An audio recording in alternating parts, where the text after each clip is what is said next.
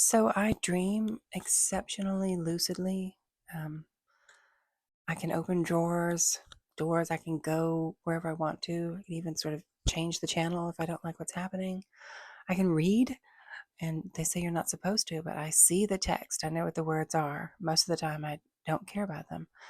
But in this dream that I had earlier today, when I just took a nap, I was a abduction victim, and I was taken to this place that I've I don't know what it is. It's like the Philippines or Thailand or some place that's made up of various islands and like rivers and like swamps and stuff. Um, and these houses were connected by all these like wooden docks and suspended bridges over these various waterways. And the people there were hiding me from whomever these people were, some sort of mob kind of people. Um, I can see the details in the furniture. I wish I could just project it on the screen so you could watch it the same way I did. But I wasn't me. Like, I wasn't this me. I was some tall, muscular, brown headed young fellow.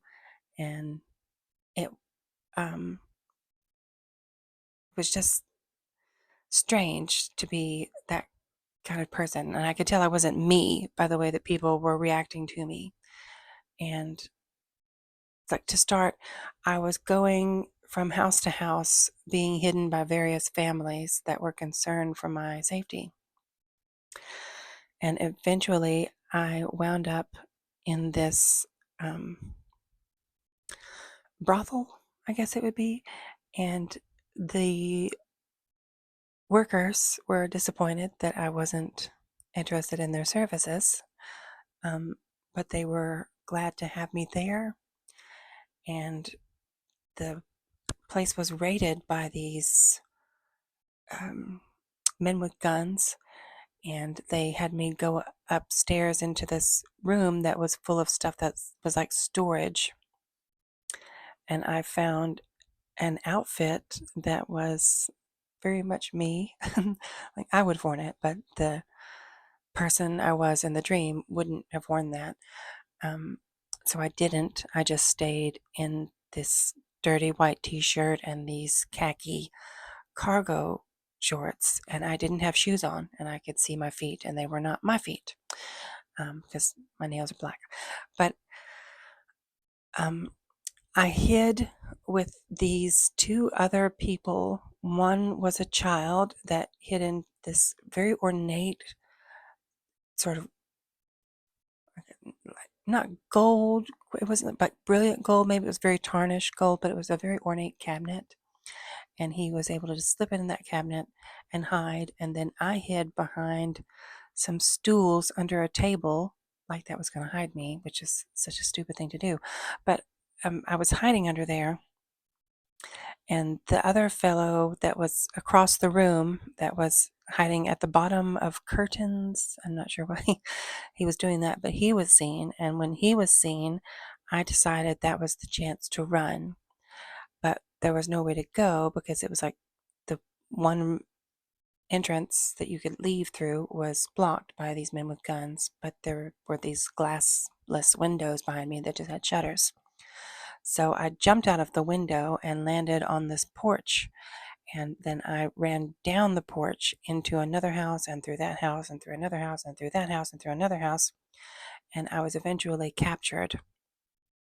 And I just remember being grabbed by the back of my arm and pulled away to this dock that was very big and like nice. It had all these like printed signs in a language that I don't know. And I turned and I looked at the sign and I could see the lettering, and I wanted to know what did that say. And I asked one of the people that was abducted with me, what do these words say? And they said that was the word for village. And then I was thrown down on my face on this boat and taken to this other complex that looked like a resort. and we had not unloaded. Well, I wasn't off the boat yet. The boat had been unloaded, but there were these two fellows with guns that were asking me questions, and I wasn't responding, but it's like I was behind the eyes of the person that was responding, like remote viewing, kind of, I guess would be. But I saw this moment where they put their guns down, and I thought, this is the moment. And I started running, and when he shot at me, I jumped like on my face on the floor, and then I put another foot underneath me and sprung forward and grabbed him like by the well, I grabbed him, but I grabbed the gun in his hand and I pointed it down, and he shot again, and it shot and it ricocheted and hit the other fellow that was with him, and he fell down, and I didn't see him anymore. But the guy that I was holding the gun started laughing, and the boat driver took off for some reason and went around the dock and then crashed into the side of it.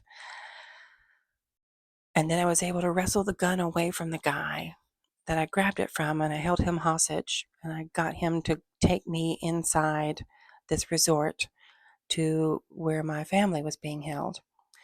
And I saw my father, my sister, and my mother, who looked a bit like Diane Wiest. Love her.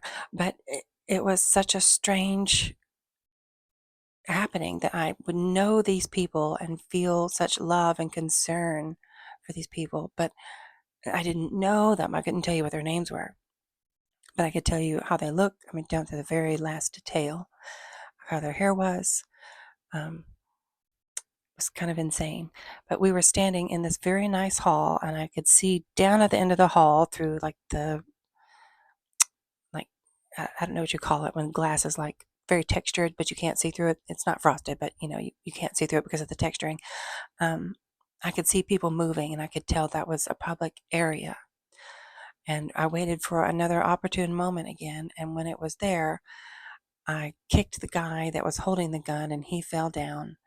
My sister and my father started screaming, and I grabbed my mother, who was pregnant, and we started running through the hallways.